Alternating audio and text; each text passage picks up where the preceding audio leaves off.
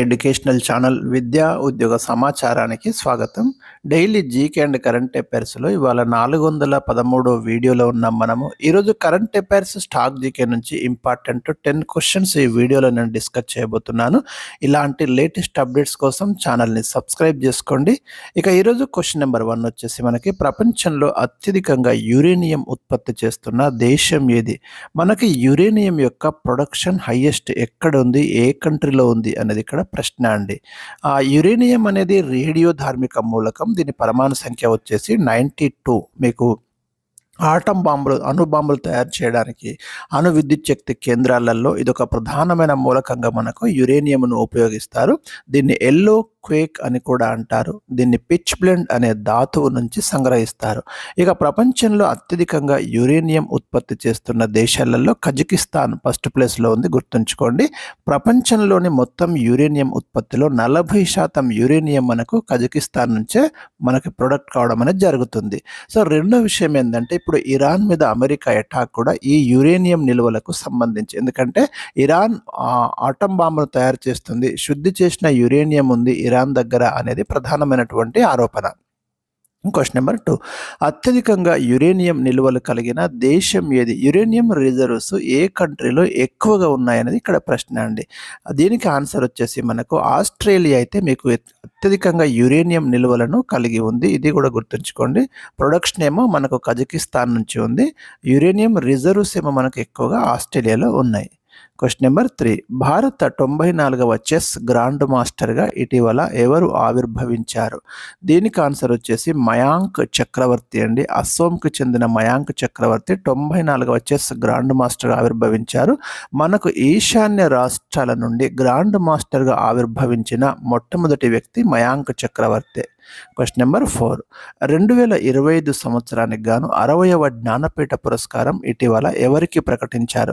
మనకు రీసెంట్గా జ్ఞానపీఠ పురస్కారం అనౌన్స్ చేయబడింది. 2025 కోసం ఇచ్చారు. ఇది ఎవ్రీ ఇయర్ ఇస్తున్నారు. ఈ 2025 జ్ఞానపీఠ పురస్కారం వచ్చేసి మనకు తమిళ సినీ గీత రచయిత ఆర్ వైరముత్తు అండి. Very very important question. ఖచ్చితంగా ఇది ఎక్స్పెక్టెడ్ క్వశ్చన్ రాబోయే కాంపిటేటివ్ ఎగ్జామ్స్లో. ఇతని యొక్క ప్రధాన రచనలు కనుక చూస్తే కల్లికాట్టు ఇతిహాసం, అదేవిధంగా తిరువచ్చి కావ్యం, తన్నీర్ దేశం అనేవి ఇతని యొక్క రచనలు. ఇక జ్ఞానపీఠ పురస్కారం అనేది మనకి 1965 నుంచి ఇస్తున్నారు. భారతదేశంలో ఇచ్చే అత్యున్నత సాహితీ పురస్కారం ఇది. మొట్టమొదటిసారిగా మీకు శంకర్ కురూప్ ఒడుక్కుజల్ అనే మలయాళీ రచనకి లభించింది. తర్వాత మీకు అనేక మందికి ఈ పురస్కారం ఇవ్వడం అనేది జరిగింది. క్వశ్చన్ నెంబర్ 5, పాట్నా పక్షి అభయారణ్యం ఏ రాష్ట్రంలో కలదు? జనరల్గా పాట్నా అంటే మనం బీహార్ అనుకుంటాం, కానీ ఇక్కడ పాట్నా పక్షి అభయారణ్యం యూపీలో ఉందండి. ఎటా జిల్లాలో ఉంది. ఇది ఒక రామ్సార్ సైట్. రామ్సార్ సైట్ అంటే మనకి 1971లో ఒక అగ్రిమెంట్ ఉందని చెప్పినాను కదా, గత వీడియోస్లో కూడా కంటిన్యూగా చెప్తున్నాను. ఆ చిత్తడి నేలలను ఐడెంటిఫై చేయడానికి కొన్ని క్రైటీరియా తీసుకున్నారు. ఈ 1971 రామ్సార్ అనే ప్లేస్ ఇరాన్లో ఉంది. అక్కడ ఒక అగ్రిమెంట్ జరిగింది. అందుకే దీన్ని రామ్సార్ అగ్రిమెంట్ అంటున్నాము. ఎక్కడైతే చిత్తడి ప్రాంతాలు, వెట్లాండ్స్ ఉంటాయో అవి పర్యావరణానికి అనుకూల ప్రదేశాలు కాబట్టి వాటిని ప్రొటెక్ట్ చేయాలనే ఉద్దేశంతో ఈ కన్వెన్షన్ జరిగింది మనకి. సో ఈ పాట్నా పక్షి అభయారణ్యం కూడా ఒక చిత్తడి నేల కిందనే గుర్తించారు. Question number 6, colonel CK Nayudu జీవిత సాఫల్య పురస్కారం 2026లో ఎవరికి ప్రకటించారు? కల్నల్ సికే నాయుడు పురస్కారం క్రికెట్ రంగానికి ఇస్తారండి. రాహుల్ ద్రావిడ్, అదేవిధంగా మిథాలీ రాజ్, రోజర్ బిన్నీకి సంయుక్తంగా ప్రకటించారు. అదేవిధంగా ఉత్తమ అంతర్జాతీయ క్రికెటర్లుగా శుభ్మన్ గిల్, స్మృతి మంతానను ఎంపిక చేయడం అనేది జరిగింది, ఎందుకంటే 2024-25 ప్రదర్శన కోసం. క్వశ్చన్ నెంబర్ 7, కేంద్ర సాహిత్య అకాడమీ పురస్కారాలను 2025 సంవత్సరానికి ఎన్ని భాషలలో ప్రకటించారు? మనకు 24 భాషలలో కేంద్ర సాహిత్య అకాడమీ పురస్కారాలు ఇచ్చారు. కేంద్ర సాహిత్య అకాడమీ 1954లో ఎస్టాబ్లిష్ చేయబడింది. భారత రాజ్యాంగం గుర్తించినటువంటి 8వ షెడ్యూల్లో ఉన్న 22 భాషలతో పాటు ఇంగ్లీష్ మరియు రాజస్థానీ భాషలు కూడా కలుపుకుంటే 24 లాంగ్వేజ్లో ఈ పురస్కారాలు అనౌన్స్ చేయడం జరిగింది. అదేవిధంగా మీకు రీసెంట్గా ఇంకో క్వశ్చన్ కూడా ఇచ్చాను నేను ఇక్కడ. 2025 సంవత్సరానికి గాను తెలుగులో కేంద్ర సాహిత్య అకాడమీ పురస్కారం ఎవరికి లభించింది?